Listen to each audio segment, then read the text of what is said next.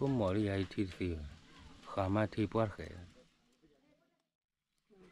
để thơ lấy họ nữ là quá là mà nó quá là cái khó này thế nhỉ quá là mà khứ là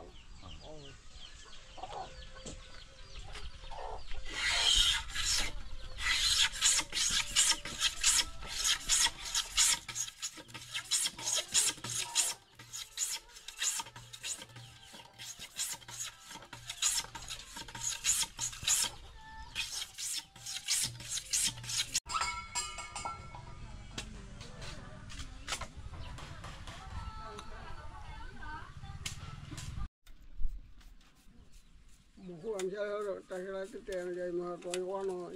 nhiều rồi một hồi con quan đoạt kéo con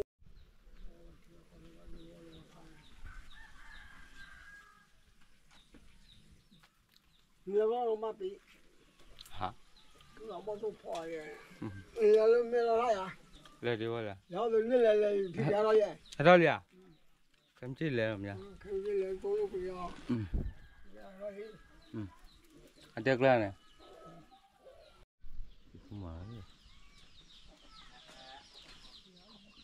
anh tiếc lại vậy nè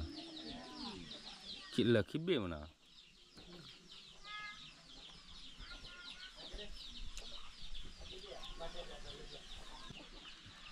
wah tu sehari pergi tu pang kiba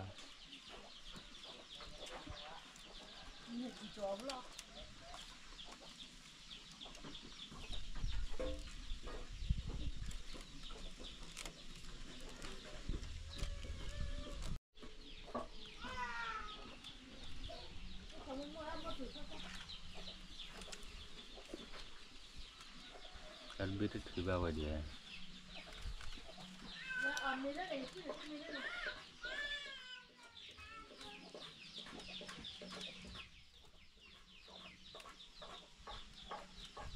rồi mới là khi nhìn này à muốn làm gì lo lo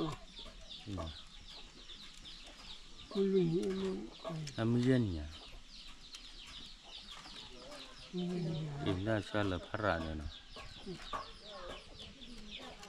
con gọi vậy quan rồi mà vừa bị rồi thì con lóc lên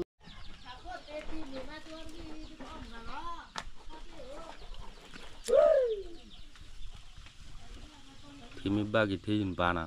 nên ba lùm chú nè cái mau vậy nhưng mà ba khơi là nè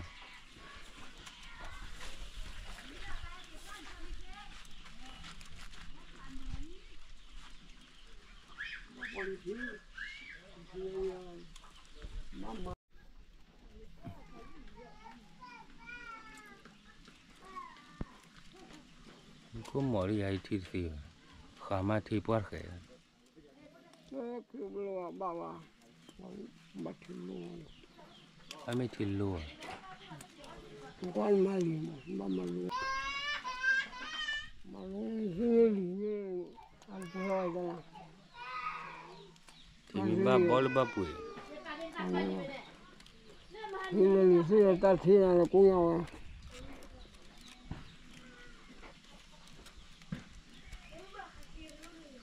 nó mà được tê này là thơ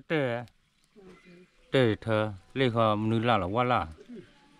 mà nó quá là cái khó này thế nhỉ quá là mà khứ là đâu biết rồi ít plus lại nuôi chi plus chi nuôi bò nếu lúc ta thơ rồi plus chi nó mà chi plus ta thơ rồi ta lâu ta thơ à nó nè ôi nên ta thơ rồi nó ta cũ rồi nó tan thịt bà ta thịt bà lấy chua rồi đi à có mỏ chua không mỏ này. Thế là bây giờ mới là sao thế?